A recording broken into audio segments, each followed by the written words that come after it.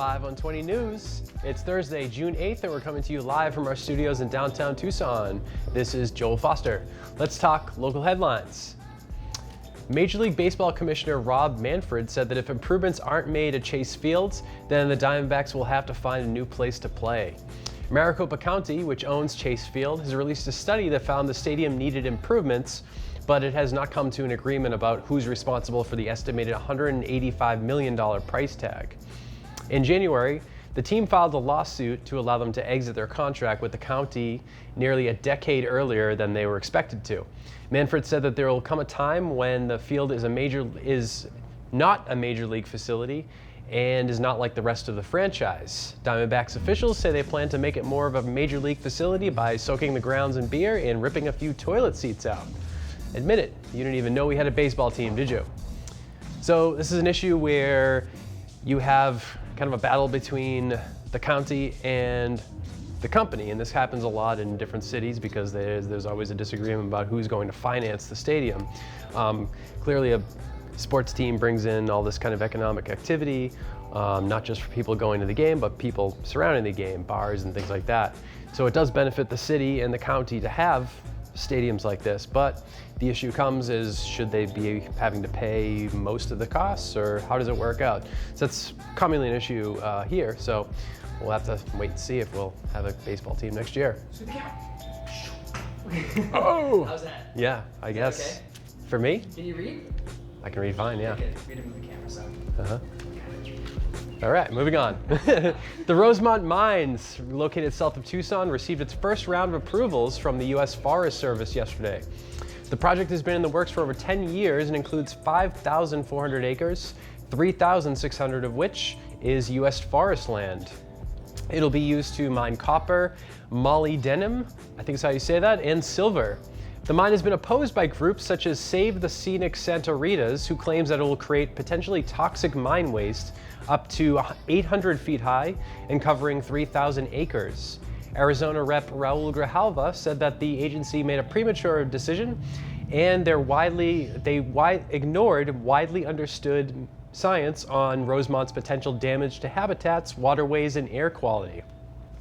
He says that the project is not necessary, not helpful, and will not be the final word on whether the mine gets built. And he's right in a way, because the mine still has one more approval to go from the Army Corps of Engineers before it can open. So this has been a very controversial project for many years. A lot of people say that the chemicals are going to get in the water, and especially since it's located in south of Tucson, they tend to get the sort of economic I guess, ecosystem damage down there, and things are often ignored. So again, it becomes this kind of thing over mining rights. Is it worth it? Are the added jobs worth the damage that it may happen in the future? So we'll have to see. All right, so another story involving the Arizona Corporation Commission. This time, former Arizona utility regulator Gary Pierce pleaded not guilty yesterday to bribery and fraud charges. Pierce was accused of accepting thousands of dollars from a water company in return for favorable treatment in a court case involving rates. Along with Pierce, water company owner George Johnson, lobbyist Jim Norton, and Pierce's wife Sherry also pleaded not guilty to the same charges. Prosecutors say that Pierce was meant to receive a $350,000 property that was supposed to be paid by Johnson. The indictment says that Pierce voted for a 2011 proposal to let Johnson's personal income taxes be covered by the utility's customers.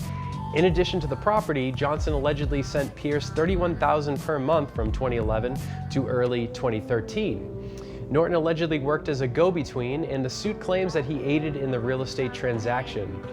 Pierce served 2 terms on the Corporation Commission, which regulates electric utilities, telecommunications, securities, and railroads. His wife Sherry works as the Deputy District Director for Arizona Rep. Andy Biggs, who says that Pierce is on unpaid leave while the investigation is pending. So this has kind of affected the Corporation Commission. So basically, their job is to kind of oversee most of the utilities in the state. So the issue at hand here had to do with what's called C corporations. There's an S corporation, which is most companies, and there's C corporations. The difference is that C corporations, the owner pays his own income taxes. So in the case, this guy Johnson owned a C corporation. So basically, he was charging customers for his own income tax to lower his income tax. So he was kind of using it as his own little investment vehicle there. So the commission is now talking about amending those rules to disallow this, to treat C corporations differently, so these things don't happen again. But nothing's been set yet. This is just this week they've been talking about it. All right, the Pima County Board of Supervisors voted 3-2 to approve a resolution that aligns the county with the goals of the Paris Climate Agreement. The resolution affirms the county's goals to study and prepare for the impacts of climate change and includes the creation of a special task force to figure out which climate efforts to prioritize. Pima County will also implement greenhouse gas, carbon, and water use goals that were adopted in the 2014 Sustainable Action Plan, along with goals laid out by the county's Pima Prospers Plan. Supervisors Steve Christie and Ali Miller were the only two to vote no.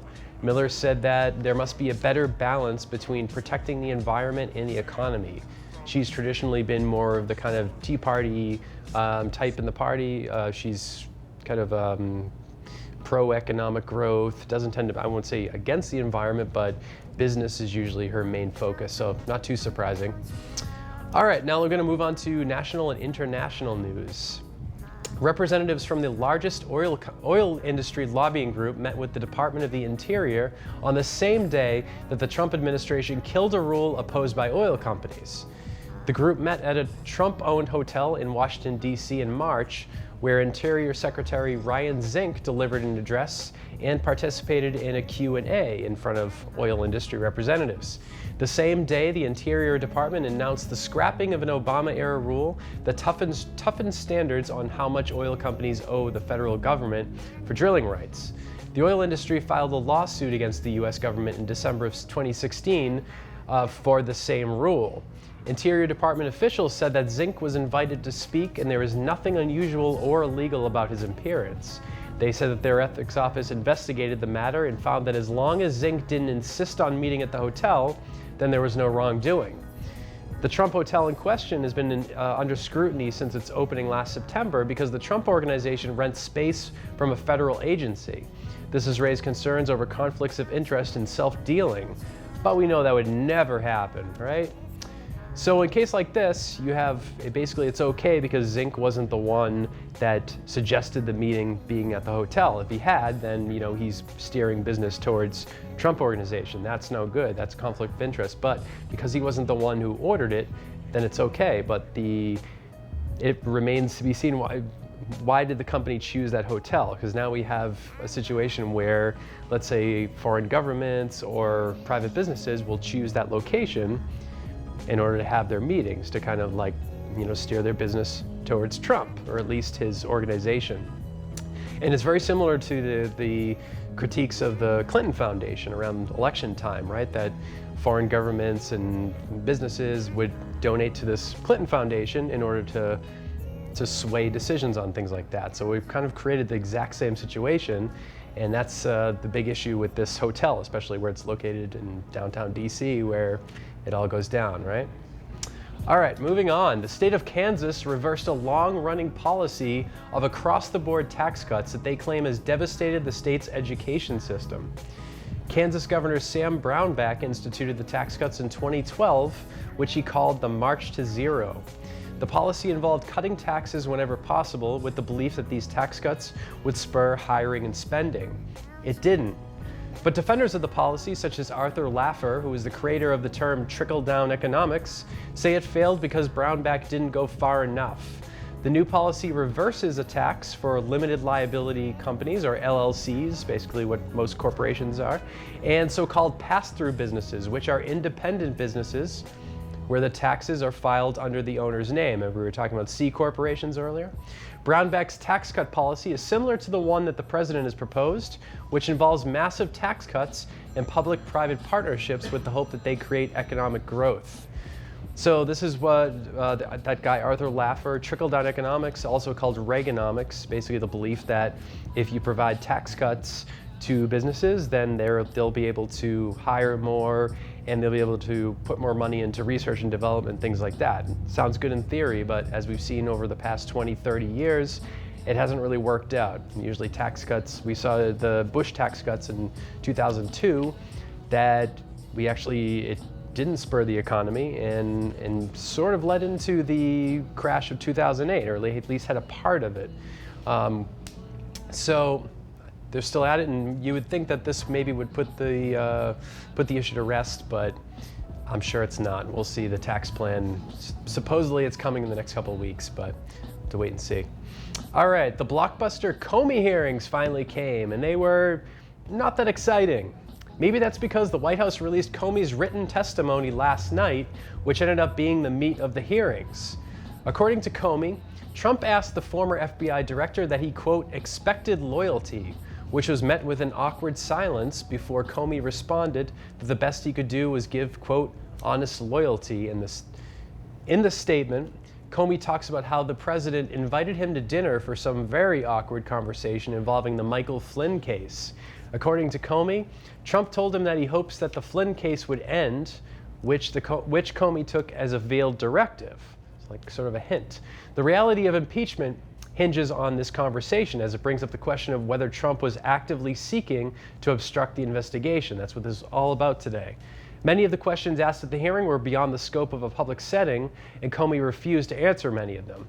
After the hearing, the Senate was expected to conduct a closed-door session where they would revisit the questions that couldn't be answered in front of the public. Probably more alcohol involved, too. Another bombshell was that Comey admitted to providing a memo to one of his close friends in order to release the information to the media. So he purposely leaked the information and admitted this to everybody. This was intended to spur a special counsel to take over the investigation, which ended up happening when former FBI Director Robert Mueller was picked to lead the case. Comey declined to speculate on whether Trump was actively trying to stop the investigation, but he did say that he thought that the Russia issue was why he was fired, which Trump has kind of said, sort of kind of. He said about 4 different reasons why he fired him, but that was one of the reasons. One thing that Comey was sure of was that the level of Russian interference in the last election. Comey said that, quote, they would be back, and said that the election tampering was continuous and a major problem. So a lot of people out there probably watch this.